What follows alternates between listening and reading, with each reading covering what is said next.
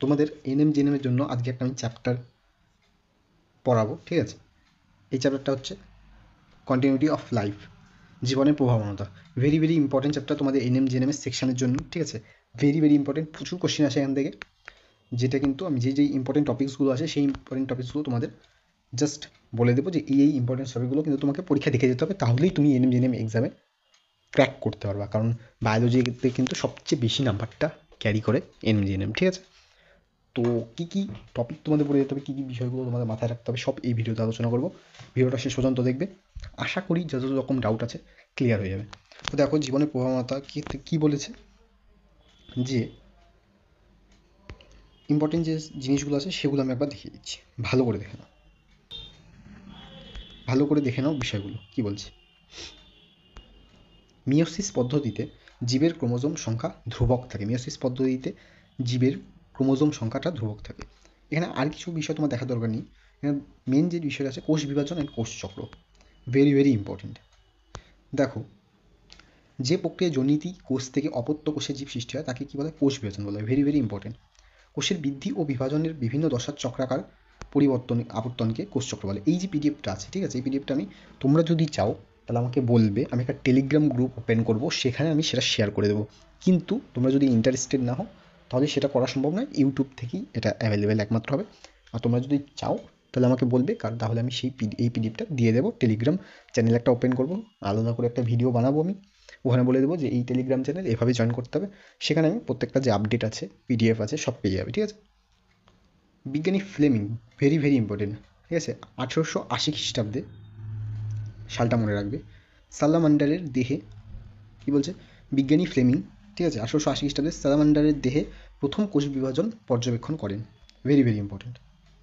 একটি জনিতি নিউক্লিয়াস থেকে দুটি অপত্য নিউক্লিয়াস সৃষ্টি হয়, মাথায় রাখবে, ভেরি ভেরি ইম্পর্টেন্ট জায়গা। ক্রোমোজোম কি? ক্রোমোজোম কোষের নিউক্লিয়াস মধ্যস্থ নিউক্লিয় জালক থেকে উৎপন্ন নিউক্লিয় প্রোটিন দিয়ে গঠিত। এটা কী দিয়ে গঠিত? নিউক্লিয় প্রোটিন দিয়ে গঠিত, স্বপ্রজননশীল, ঠিক আছে, যে সূত্রাকার অংশ জীবের বংশগত বৈশিষ্ট্যগুলি বহন করে এবং প্রজাতির পরিব্যক্তি, প্রকরণ এবং বিবর্তনে মুখ্য ভূমিকা পালন করে, তাকে ক্রোমোজোম বলা হয়। ক্রোমোজোম কীভাবে তৈরি হয় পুরো ডিটেলসটা এখানে দেওয়া আছে, ঠিক আছে? কোষের নিউক্লিয়াসের মধ্যে জালকের মতো এক ধরনের গঠন থাকে, যারা একে অপরকে পেঁচিয়ে থাকে, জাস্ট লাইক এরকম একটা গঠন থাকে, ঠিক আছে, যেগুলো পেঁচিয়ে থাকে। এই ধরনের গঠন হলো ডিএনএ। এই ডিএনএ যে ফুল ফর্মটা আছে সেটা কিন্তু খুব ভেরি ভেরি ইম্পর্টেন্ট। তোমরা যারা যারা জানো কমেন্ট সেকশনে অবশ্যই বলবে যে স্যার আমরা জানি। আর যারা যারা জানো না একবার দেখে নাও। Deoxyribonucleic acid, deoxyribonucleic acid হলো ডিএনএর ফুল ফর্ম। ডিএনএ একটি বৃহৎ জৈব অণু, নিউক্লিয়াসের মধ্যে ডিএনএ কুণ্ডলীকৃত অথবা আংশিক মুক্ত অবস্থায় থাকে। এই অবস্থাকে কী বলা হয়? নিউক্লিয় জালিকা। কুণ্ডলীকৃত অবস্থায় ডিএনএ প্রোটিনকে দৃঢ়ভাবে পেঁচিয়ে থাকে, ঠিক আছে? এখানে বেশি কিছু পড়ার দরকার নেই। তাহলে নিউক্লিয় জালিকার কুণ্ডলী খুলে গিয়ে নির্দিষ্ট সংখ্যক ক্ষুদ্র দণ্ডাকার কাঠির মতো অংশ পরিণত হয়, তাকে ক্রোমোজোম বলা হয়। জিন কোথায় থাকে? জিন প্রধানত কোথায় থাকে? ক্রোমোজোমে থাকে। জিনিসটা মাথায় রাখবে। ডিএনএর বিশেষ অংশই হলো জিন। জিনের কয়েকটি বৈশিষ্ট্য কী কী? ভালো করে শোনো। জিন বংশগত বৈশিষ্ট্যের নিয়ন্ত্রক, এই বিষয়গুলো মাথায় রাখবে। জিন ক্রোমোজোমে অবস্থিত, ক্রোমোজোমের অবিচ্ছেদ্য অংশ। জিন মুখ্যত হচ্ছে ডিএনএ দিয়ে গঠিত হয়। ভাইরাসের আরএনএ রূপে কাজ করে। ভাইরাসে কি? আরএনএ রূপে কাজ করে, সরি, ভাইরাসে আরএনএ জিন রূপে কাজ করে। জিন ক্রোমোজোমের ওপর রৈখিক সজ্জায় অবস্থান করে, ভালো করে মনে রাখবে। ইন্টার রিলেশনটা তোমরা দেখলে দেখতে পারো, একবার দেখে নেবে। কিন্তু নিউক্লিয় জালক থেকে ক্রোমোজোম, ডিএনএ থেকে জিন, এই জিনিসটা কিন্তু মাথায় রাখতে হবে তোমাদের। নেক্সট, ক্রোমোজোমের প্রকারভেদ। দেখো ভালো করে এই জায়গাটা একটু ফোকাস করো। দেহ গঠন এবং লিঙ্গ নির্ধারণের বৈশিষ্ট্য অনুসারে ক্রোমোজোম দু রকমের হয়। কী কী? এটা তোমরা আশা করি সবাই জানো, অটোজোম এবং সেক্স ক্রোমোজোম। মানব দেহে মোট ক্রোমোজোম সংখ্যা 46টি, অর্থাৎ কি 23 জোড়া।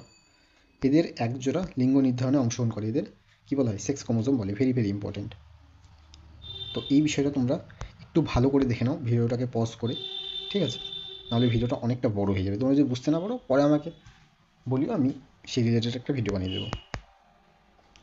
সেক্স ক্রোমোজোমের যে ডেফিনেশনটা আছে এখান থেকে তোমরা একবার পড়ে নাও। যে ক্রোমোজোমে জোড়া লিঙ্গ নির্ধারণে অংশ নেয় তাদের সেক্স ক্রোমোজোম বলা হয়, বা অ্যালোজোম বা হেটারোজোম। এটা কিন্তু ভেরি ভেরি ইম্পর্টেন্ট জায়গা। কোনটা ইম্পর্টেন্ট জায়গা? এই যে সেক্স ক্রোমোজোম বা অ্যালোজোম বা হেটারোজোম, এই নামগুলো মনে রাখবে। অটোজোম, যে ক্রোমোজোমগুলি দেহের চারিত্রিক বৈশিষ্ট্য নির্ধারণে অংশ নেয় তাদের অটোজোম বলে, ঠিক আছে? ক্রোমোজোমের সংখ্যার দেখো জায়গাটা একটু ফোকাস করো। একটি নির্দিষ্ট প্রজাতির এক মিনিট দাঁড়াও একটি নির্দিষ্ট প্রজাতির ক্রোমোজোম সংখ্যা সবসময় ধ্রুবক থাকে। মানব কোষের ক্রোমোজোম সংখ্যা 46 অর্থাৎ 2n, গ্যামেটের শুক্রাণু এবং ডিম্বাণু ক্রোমোজোম সংখ্যা 20। ঠিক আছে, উচ্চ শ্রেণীর উদ্ভিদ এবং প্রাণীর দেহকোষের ক্রোমোজোম সংখ্যাকে ডিপ্লয়েড সংখ্যা বলে। একটা কথা মনে রাখবে, এই 2n কে কিন্তু ডিপ্লয়েড বলে, ঠিক আছে, 2n কে কিন্তু ডিপ্লয়েড বলা হয়, এই মাথায় রাখবে। যদি তোমাকে বলা হয় ডিপ্লয়েড সংখ্যা কি, তাহলে ডাইরেক্ট বলে দেবে যে 2n।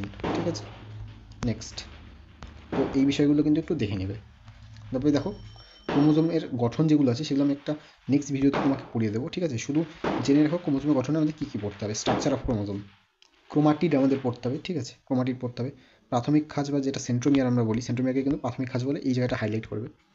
এবং এই যে প্রাথমিক খাঁজ আছে বা সেন্ট্রোমিয়ার, সেখানে কিন্তু কিছু কিছু বিষয় মাথায় রাখতে হবে, যেমন telocentric point, acrocentric, metacentric, submetacentric, এই জিনিসগুলো মাথায় রাখতে হবে। গৌণ খাঁজ, স্যাটেলাইট, টেলোমিয়ার, এই জায়গাটা কিন্তু ভেরি ভেরি ইম্পর্টেন্ট আছে।